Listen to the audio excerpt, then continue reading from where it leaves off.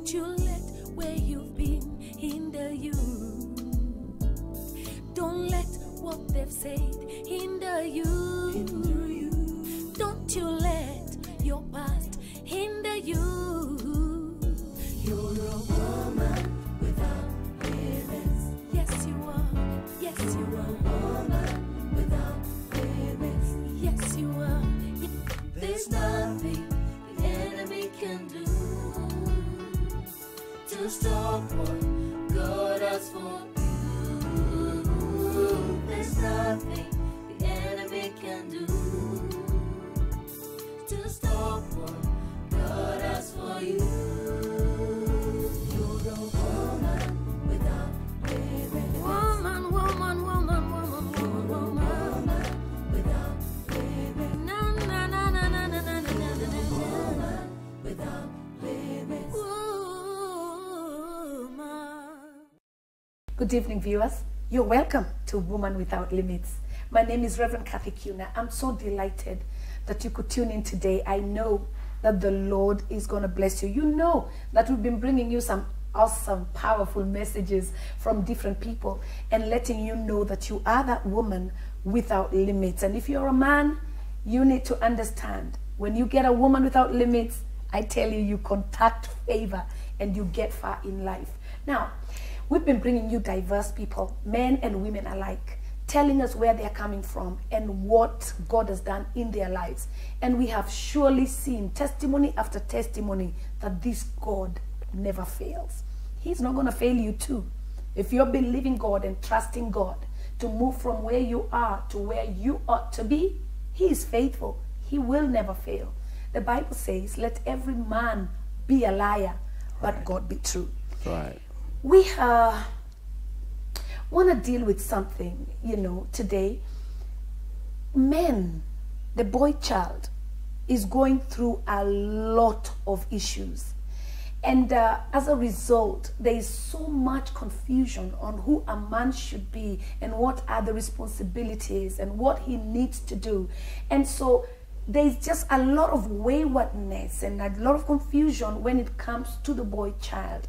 And today I have this wonderful story of Nicholas Maingi. You're going to meet him shortly. And his story is amazing because he's come from a mighty long way, a background of abuse and, just hardship and really hard. But today he has a marvelous testimony that's going to really alter your destiny. If you're a man that's watching, may this minister to you. Would you welcome with me Nicholas Maingi? Hi, Nicholas. Hey, Mom. How are you? I'm great. I'm blessed. So nice to have you on the show. Thank you. Wow. Oh my God, I can't believe when you were telling me and we were just both crying. Yeah, I hope I cried all. I don't want to cry again today. You can if you want, Yeah, it's awesome. Yeah. Thank you, Mom. Oh, that's beautiful. It's so wonderful to have you. Thank you, Mom. Tell me, Nicholas, you can start from all the way, from birth, from childhood. Here is Nicholas now. Speak to us. As Mom said, I call her Mom because she's a great woman that I met when I was in my teenagehood. And my life goes back way when I was born. My mom was 16 years old when she got me. 16? 16, 1-6. Wow. And Wow. If I have all the facts right from my auntie, my relatives who told me later about what happened, she was a beautiful, beautiful young lady who was just going through school and life, and she met this man who was dating our sister. Actually, she was living with the sister. The guy was living with our sister. Then my mom went to visit on a weekend, and the guy locked her there for 3 days. And those days there was no phones, there was no police. There was no 911 or anything like that. And as I say this, I say with all due respect, I highly honored my mom later in life. We talked about it. And that's how I was conceived. And then she didn't tell anyone. She hid the whole thing. The pregnancy. The pregnancy. And she was embarrassed because her father was a very tough man. And she stayed with several friends.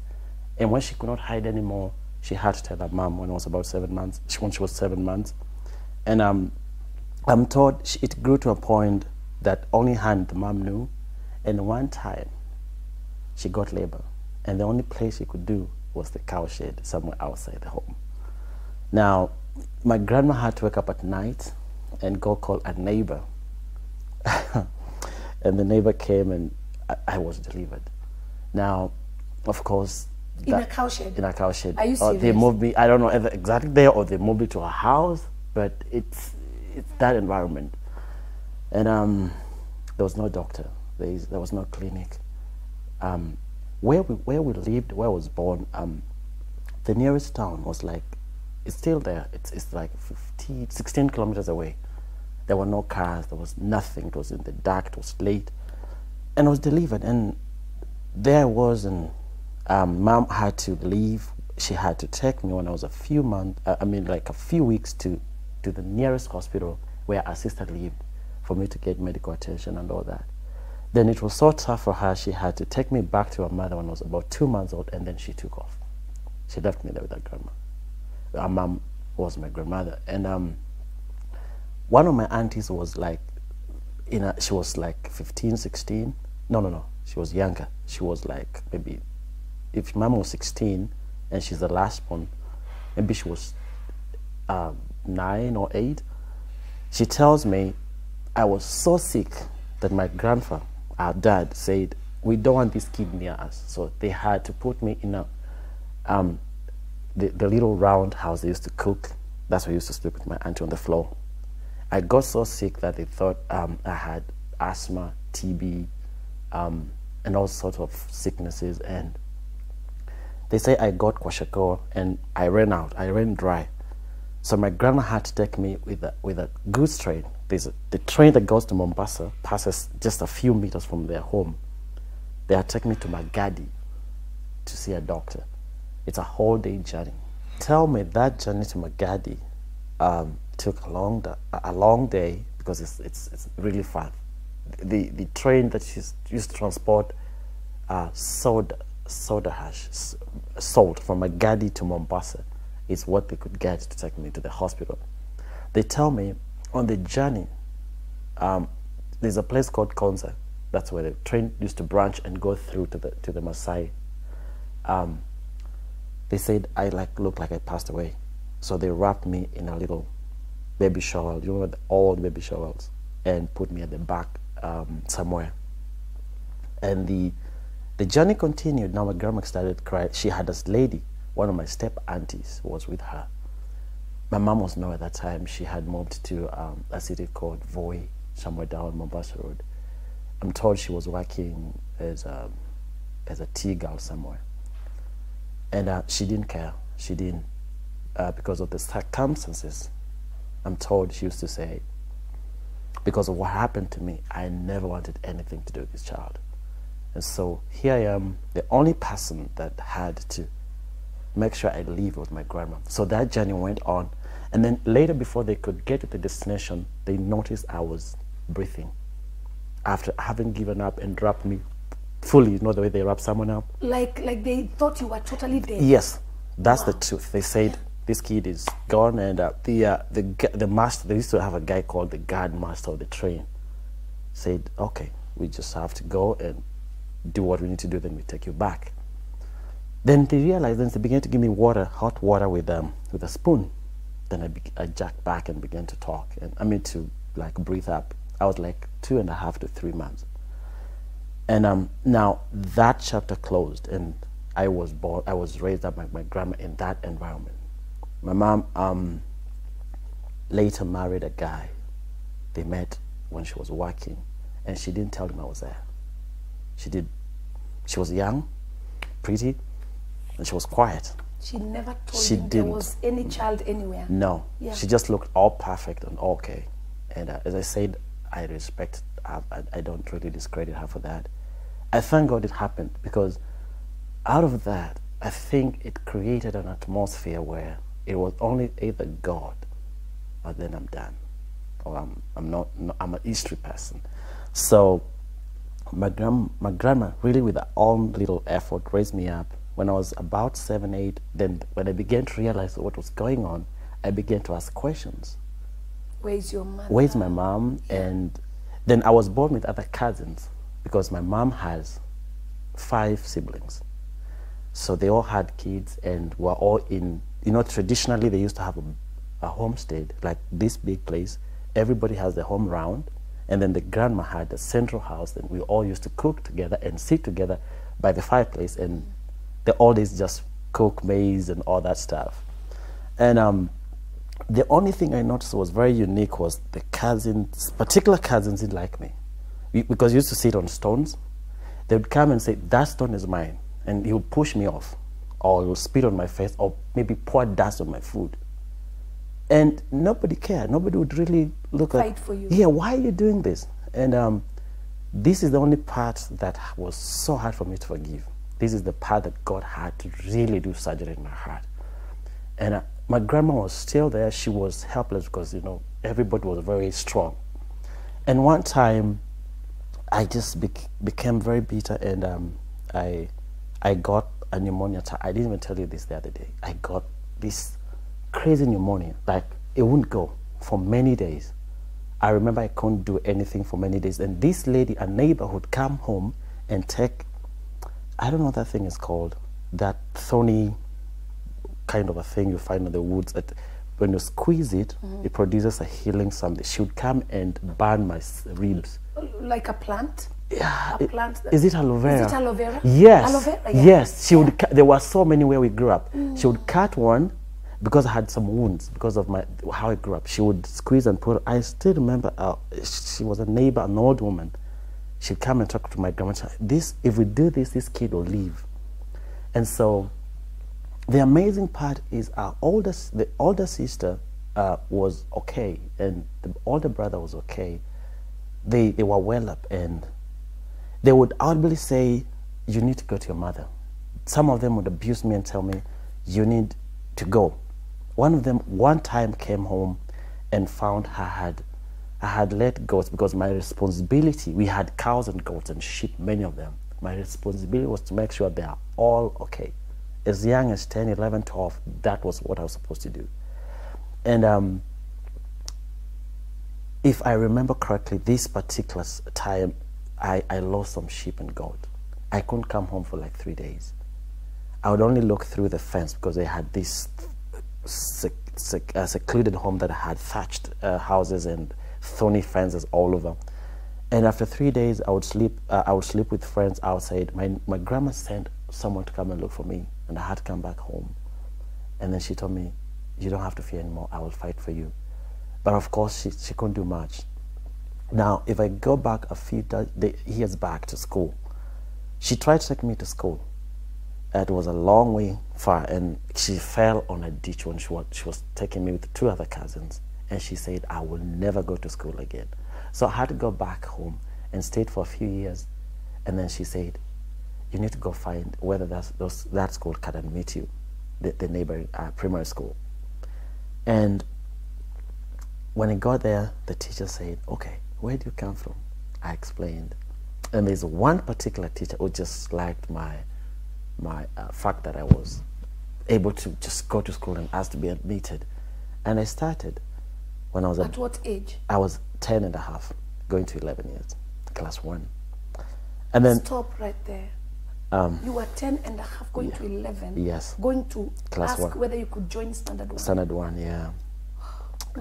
A primary school that was half the hill, because we boarded the Maasai's. It was the Maasai school. And out of that school, that's where I began to realize I was bright, because from class 1 I was number 1. I was an A student. Everything I did, I was number 1.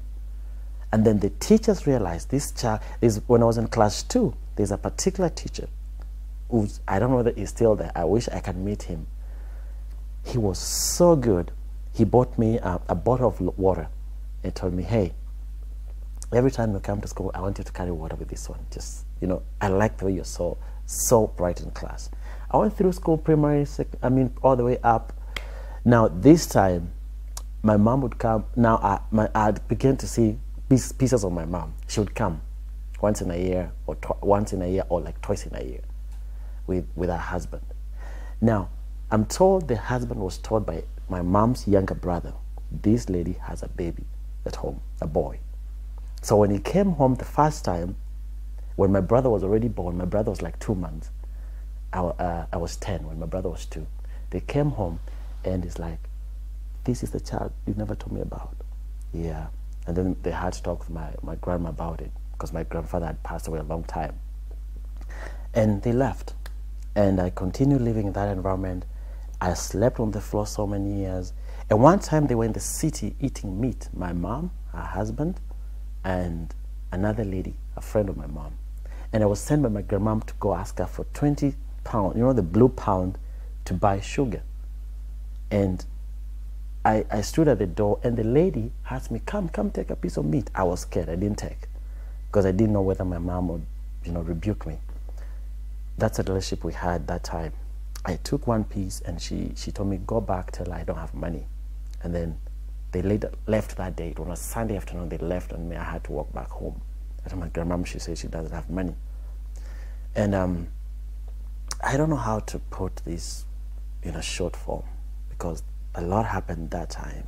My uncles, who were my mom's brothers, and their wives.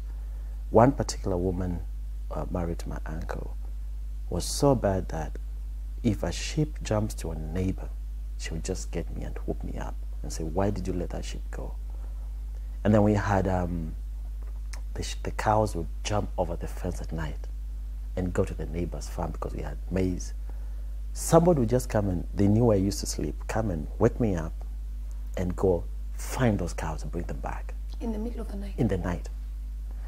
It was known that anything needs to be done. If we had to fetch water from a well somewhere through the farm, I had to go and carry water at night sometime and bring to them.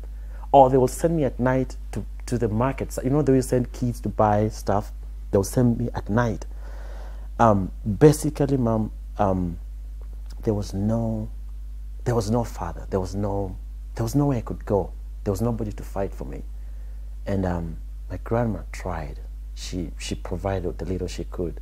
She bought me a little lamp when I was in class 3 or 4 to read because I loved reading. She bought me that lamp you put, what is it called?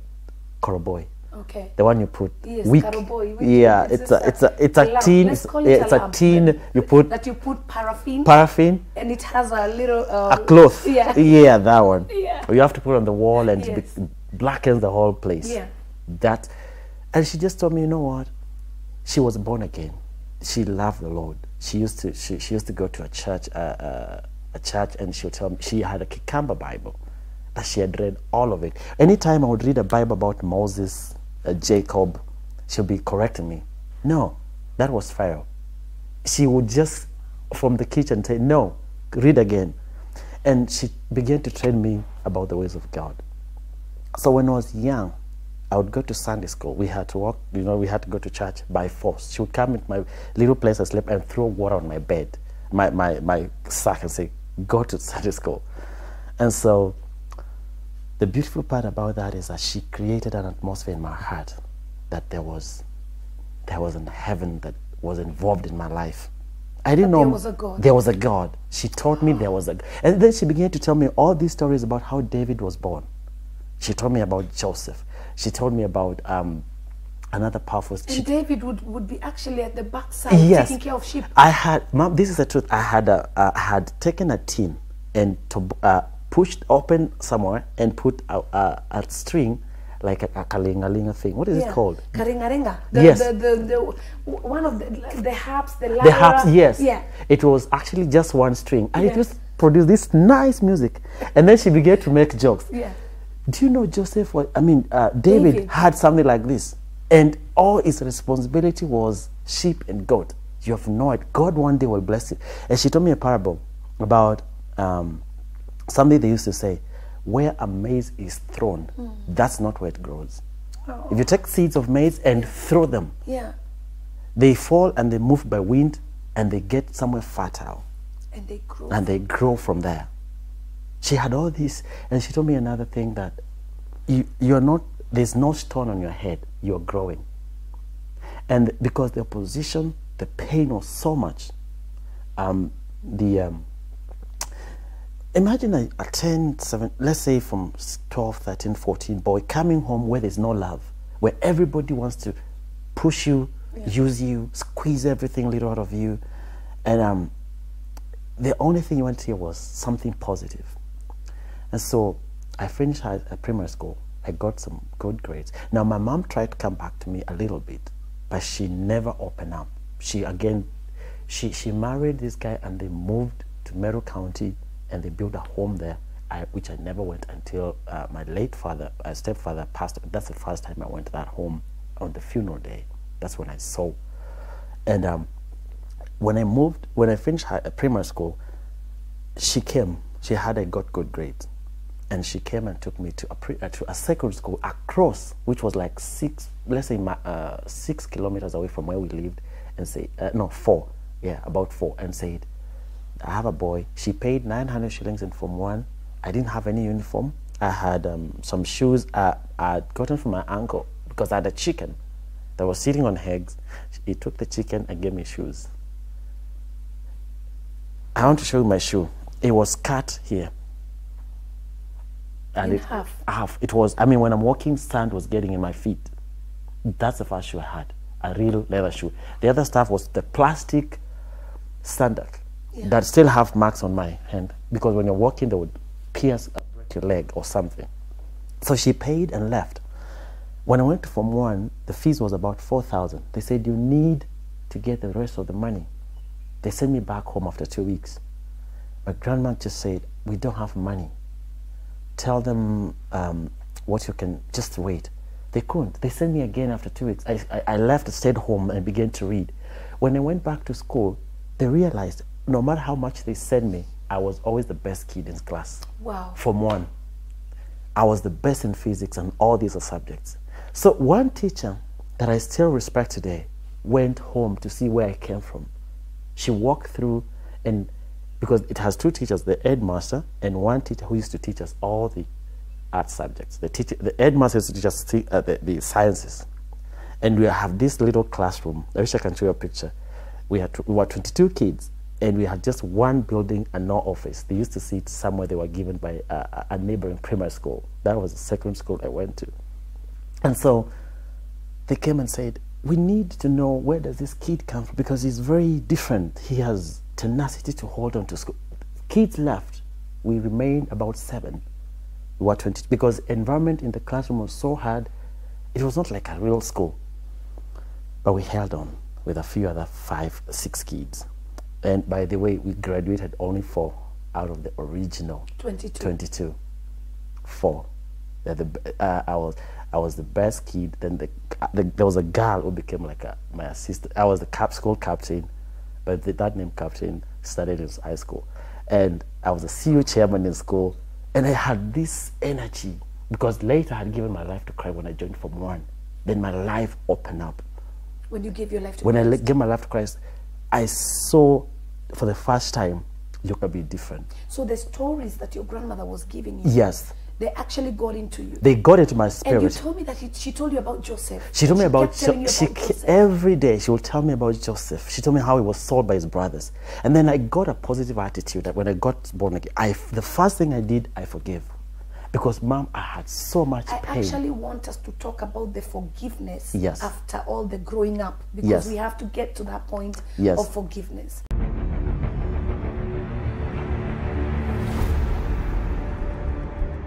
In the battle between the lion and the shark, the terrain will determine the outcome. If the lion gets the shark on dry land, the shark becomes a victim not because it is weak, but it's in the wrong terrain. If the shark gets the lion in water, the lion becomes a victim not because it is weak. So one of the first ways to deal with societal pressure is to understand where you are supposed to be. And once you have located your purpose, where you are supposed to be, then any pressure that comes within the context of purpose, you can deal with. My name is Stephen Nyabo, and I would like to take this opportunity to welcome you to the Daughters of Zion Convention. Yes, you, my brother, I am talking to you. On the 31st of August and the 2nd of September, we have 2 days set aside to just help you get from where you are to where you need to be. Karibu sana, God bless you, and see you.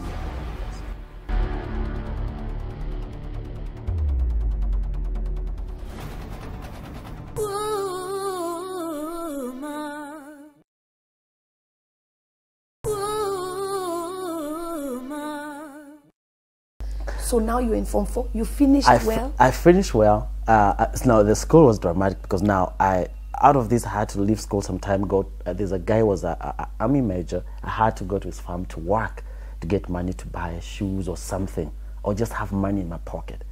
And then I joined a church. It was a full gospel church, and I became like a village evangelist. I used to preach. I was an interpreter of any pastor came in the village. I used to interpret when they're preaching in English. I would speak Swahili or Kamba.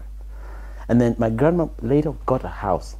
One of the in-laws built a very nice house, you know, just a beautiful one. And she gave me a room and then put a bed when I was in Form 3. And I began to host these pastors who came, and they all began to prophesy. God will do something in your life. There's one guy who came from South Africa, was a pastor. He said, God, one day you will fly. You will get out of this nation. I'm like, what? It was called, that one I can mention. His name was Peter Green. I don't know whether he's still there. It was a long time, 1996, I believe. And at my heart, and then planes, Mom, planes pass over my grandmom's homestead up there from Mombasa. You know, when you go to Mombasa, the flight path to Nairobi, it's right up. So I could see the readings at the belly of the plane. I saw Lufthansa.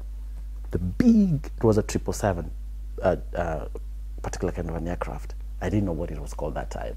But I began to say, how does that plane stay up there? And how do you get a job to fly that plane? So I'm just there in the farm. I'm digging with my grandmother. Most of my free time, I used to just farm, watch over cows, or just go to church. And I avoided commotions and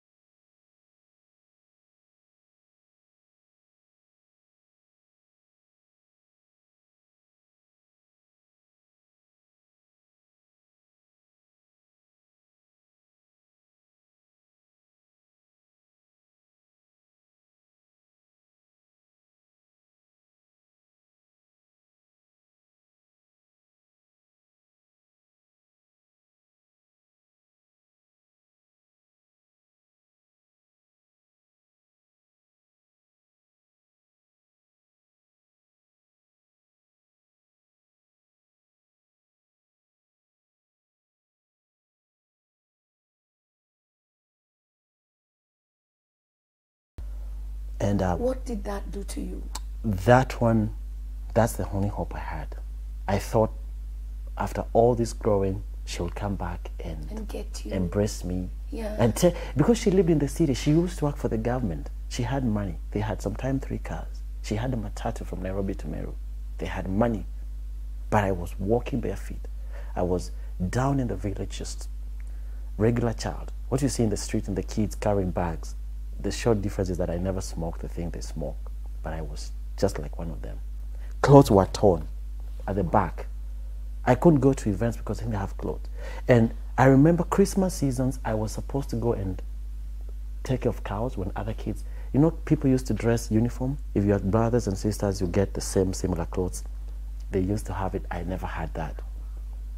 And it's just a deep side that I never like to talk about until when God delivered my life. Right. And when did that destroy you, to imagine that here's your mother saying she hates you, yet she has money, she drives, she lives well, the other children are well taken care of? It destroyed me. And my brother would come home. She would come with my brother to visit, and she would come with a maid for my brother.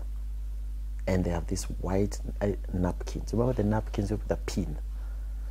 And I used to see, I'm seated there, and I used to see how, if my brother just twitches, she would jump. You know the way a mother behaves. And I never used to understand, because I didn't know the story. Well, I can give her a disclaimer and say, I understand that, but I did not have, I was not the reason. She was supposed to have treated, and if I can say something to someone just for a minute, many women who have this kind of kids, and the only thing you can do is just to affirm this boy. If my mom came and said, son, I know you've gone through this, but I'm your mom. Mom, I've never impressed my mom like the way you can just sit with your mom and say, Mom, I have an issue.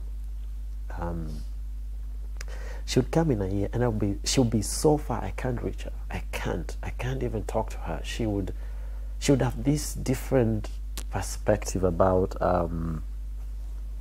all she wanted was just show up, see me a bit sometime with my grandma. She would buy something sometimes, and sometimes she would not.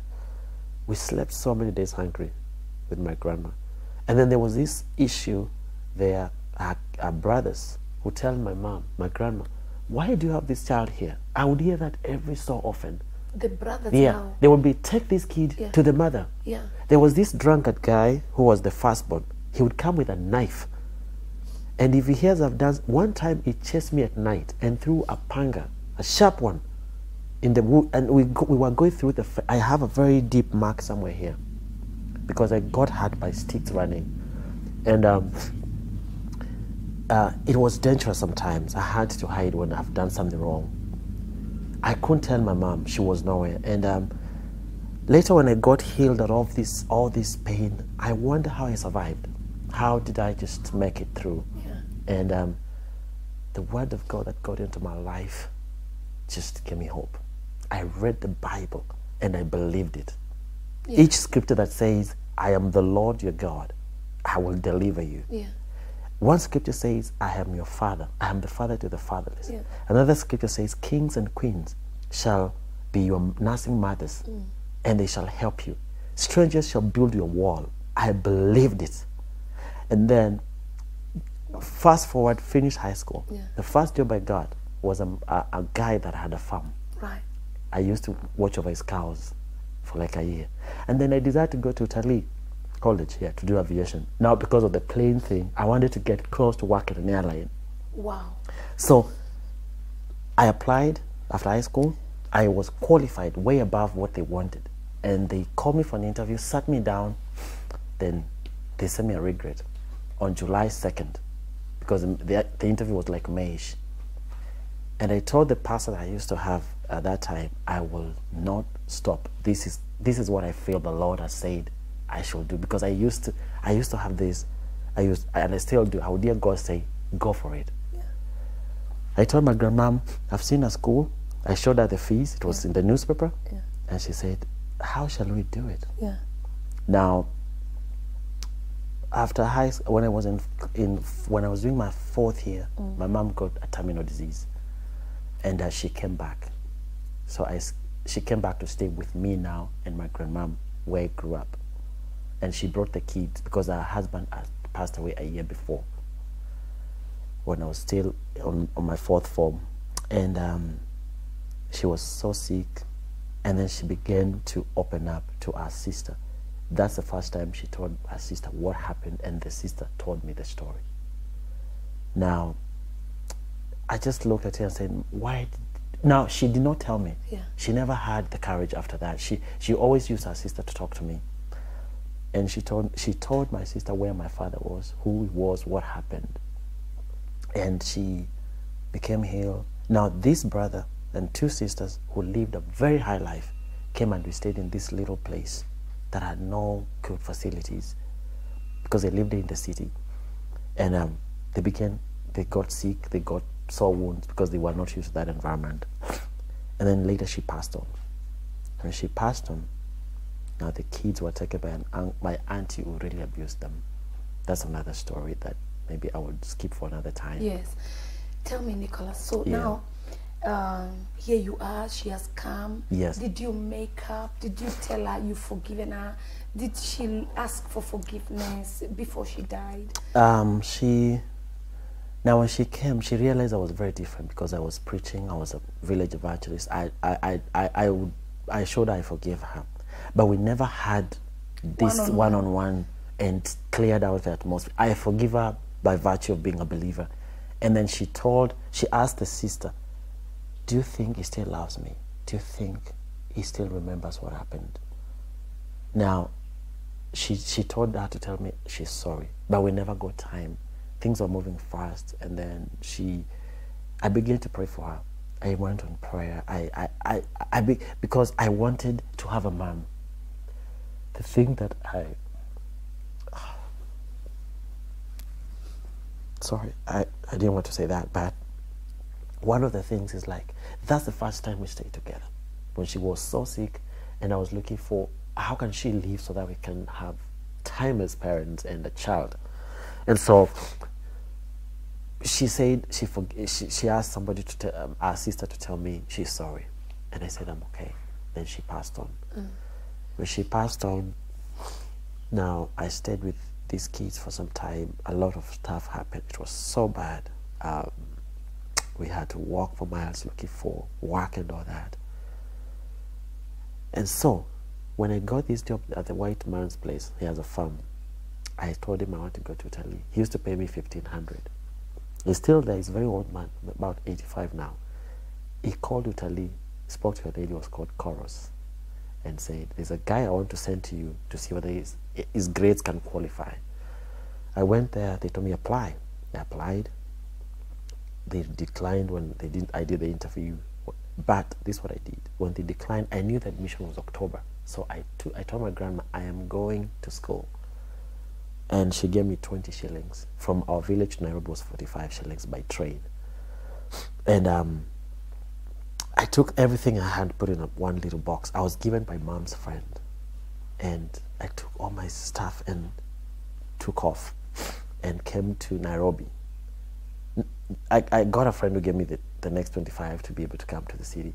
I got to Nairobi in the morning. Utalii is all the way up there. So all you had was the fare. The fare. To come to Nairobi. I get here to Nairobi, and then faith. I had prayed for a few weeks. I used to go to the forest and pray the whole time. And this guy, there's a girl who were together in school. She gave me fare from the city to Utalii. Now, I'm not admitted. I don't know what's going to happen. But I knew once I get to that environment, I had seen, Mom had walked with these scriptures in the spirit of, God told the children of Israel, go see the land, whether it's beautiful, whether it's nice, and I'll give it to you. I had all these scriptures sitting in my heart, and I did not have a plan B, and I had nothing to turn back to. So I got there. I found a watchman who said, now I found kids, it's a day of the admission, all these power and mighty cars everywhere, people sitting on the grass with barbecues and all this food and all this stuff. And for the first time, I'm like, wow, this looks impossible. But I never gave up. I had a brother, I can mention his name, he's called Peter Kasioki. This guy had a home in Gashie. He just got married. They were just newlywed. They had 2-bedroom house. I stayed in his house that time. So I took my suitcase from the school after seeing how it's going on and went to stay with him. And we began to pray. He's a deep guy who prays even today. And he had just finished campus. He was doing masters in IT. He was a strong guy, and he is. And so he encouraged me. He never one day told me, hey, this looks impossible. He told me, let's hold on, let's push. You can do it. That time, opposition is coming from home. I could hear words like, now my uncles want me to sell milk. They want me to open a kiosk and sell milk. 2 mitungis. You know the way you buy from somewhere and carry on a... Kamba boys, this is what they do. They tie 2 mitungis on a bike and drop it down. Then they ride a bike to selling milk. But my heart had moved. I had refused even to do a little tiny thatched house. Because my grandma had that mabati house. I stayed there, said, when I'm ready, I'll build a home. And my mind was different. And then they began to say, you're too saved. One of them, the one married to my auntie, is from the 70 Days Faith. He was like, you're too saved. If you reduce your faith a little, we can help you. What? That's what he told me. Because I would go to Catalonia, because they lived in Machakos town. Yeah. And I disappear for a week. And I come home praying. And I come home, I can't even walk. Because I wanted something supernatural to happen in my life. Because I had seen how people are living. Boys in the village that we went to school have given up. They're sitting there eating mirror. And I said, I'm going to be different. And I've had different. I can say that boldly. I had God differently, and I refused to give up, Mom. You were remembering David, Joseph, Esther, Mordecai. I remember Mordecai. Now, Mom, when I went to Italy, I had Mordecai's story in my pocket. In fact, I had a flashcard. How he would go and sit the king every day at the gate. At the gate. And they said, one day, when I'm sitting, because I sat on that gate for 2 months, every morning I would go there trying to meet the admissions director. This is what happened. There was a Meru guard who was born again, and we began to talk about Jesus, and he allowed me to go to the CU on a lunch break one day. Then I got there and I began to pray. And one day I was to say hi to the CU guys in Italy. I'm not admitted, I'm nobody. Yeah. And I just released faith and began to say, I have trusted God to come to this school for so long. One lecturer was here, there was a lady, born again. She said, after the CU, she grabbed me. She took me to admissions. Admissions said, no, we can't do it. Then she said, let's pray. We began to pray. And she began to give me fire to be able to move around the city. Somebody you didn't know. I didn't know. Tell me how God works. Now, tell me about this, our God. If I sat at the village, you see, when you take and today I still do the same things. If I want to go somewhere, if I want to earn something, to get a property, I go there. And I say, as long as I'm in this environment, wheresoever your feet steps. Hey. And that day I mean, in the CU, they gave me a microphone, and I was laying on the back celebrating how powerful God is and how great I will be in future. I had no idea. I have no money, I have no one. Then, this one day, they said, okay, the admissions guys called me. They said, we have a course, a parallel course to what you want to do. It's exactly the same thing, but it's, instead of full-time 2 years, we'll give you 1 year. And they gave me full admission. They said, we need 100,000 for fees. Now, that is 2001, February. Yeah. And 100,000 to you is like, please, why would you even ask for such? I had never seen even 10,000 cash or something like what? Yeah. I couldn't call home. There was nobody to call. Now, at this time, there's opposition because I've refused to comply to the local life. They sing. In fact, the word was, you're very arrogant in the spirit. One uncle called me and told me, and I can say this the truth, we will not help you, but we will sit aside and see God help you. Mom, if I talk about that, I will stand. Because he told me. And you know what it did? Because I had built myself to a place of no fear. Yeah. I said, okay, the scripture says, parents, do not provoke your kids, and kids do not disrespect. I never disrespect. I did what I was supposed to do, but I avoided conflicts and moved on. So in this city, the people that I knew. Now this time, when I'm in Talimam, I had come to GCC.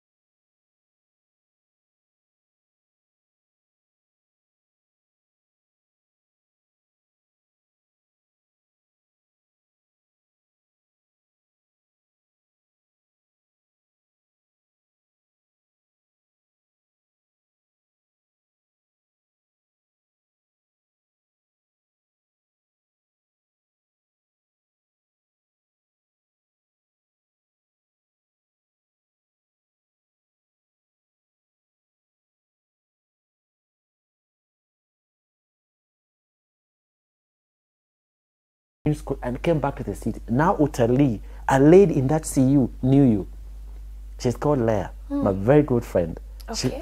She said, I know a pastor who has some faith like you. Let me take you to the church. She brought me to Tintin. What? 99, when you were about 200. Yes. When you used to have that little corner. Yes. And You were 100. 150, baby. Yeah, 150. And I was sick. I had malaria. I could not even stand. One of the ushers gave me a seat because it was full. She gave me a seat, and I sat. And then from that day, my life just began to move. That's the time I'm trusting God to get in. And I'm living in Gashe with this guy, and I'm coming to church. And you're being told now it's 100,000. It's 100,000. Uh-huh. Now, I happened to have gotten my mom's NSSF card from somewhere and a death certificate. So I tried to pursue her money, which was 36,000, to at least pay something to continue with school. It was like impossible. You had to see the chief, the sub-chief. Our system, if it has not changed, there are people in oppression in this nation because you still go through that process to get money that is rightfully yours for your parents. It took me almost 6-7 months to get that money. I went and paid. Then this couple that knew my mom, the one that they were eating meat that day, she had talked to my mom when she was very ill. My mom had told her, I have never been good to my son.